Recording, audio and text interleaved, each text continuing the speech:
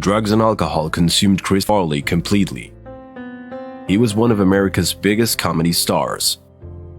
And our top story we've just learned about in the past hour. Comedian and actor Chris Farley is dead. His body was found today inside a Chicago apartment building. The cause of death is not yet known. He was 33 years old. His addictions weren't the only demons that lived with him, but also all the bullying he received for being overweight. His way of dealing with it was to laugh at himself.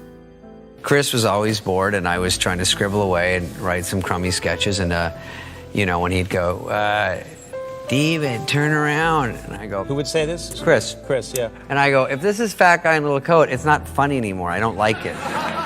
However, behind all that explosive and funny personality, there was a deep desire to be liked by the world. They see me on TV and stuff and want me to be loud and stuff like that. So I try to give them that, Sometimes that's draining, and but I'm learning now to be able to talk to people without having to perform. The torments that accompanied Chris would have their final day on December 18, 1997. At the age of 33, he died at the same age and in the same way as his lifelong idol, the comedian John Belushi. It's not a shock. Chris had some problems, and one of them was eating, and he had some other problems too. Those other problems were the ones that ended up leading to his death.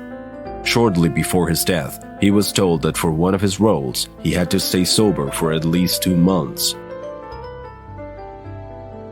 In Chris Farley's mind, that was totally impossible. Addiction and cancer are two diseases. But with cancer, everyone's all in. You got the family, the friends, the local community, there's funding, there's health care, everyone's trying to make this person. Addiction is it's such a lonely disease. And at least it was when Chris was going through it. However, Chris learned what real friendship was all about from his buddies David Spade, Adam Sandler, and Chris Rock.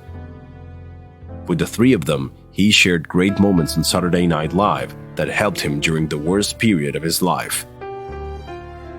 Those guys were the tightest. David and Chris were so tight, and but I was tight with Chris those guys were like real best friends. I was another kind of best friend he had. Of course, he had a special connection with David. He had gotten one of his first starring roles with him in the 1995 film Tommy Boy. I can't believe it. I just can't believe it. We're actually here at the Academy Awards. Yeah, right, the Academy Awards. The primo event of the year, seen by over 1 billion people in over 100 countries around the globe. Chris Farley will forever be remembered as one of the most prolific comedians of his generation and as one of the most beloved members of SNL. The mark he left can never be erased.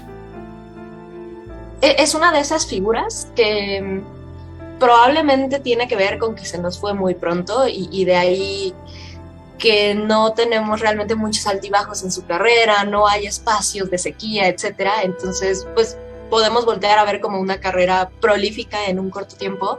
We tell them slow down, you'll end up like Belushi and Candy. Said those guys are my heroes, that's all fine and dandy. I ain't making that stuff up, that's the truth about my boy Chris Farley.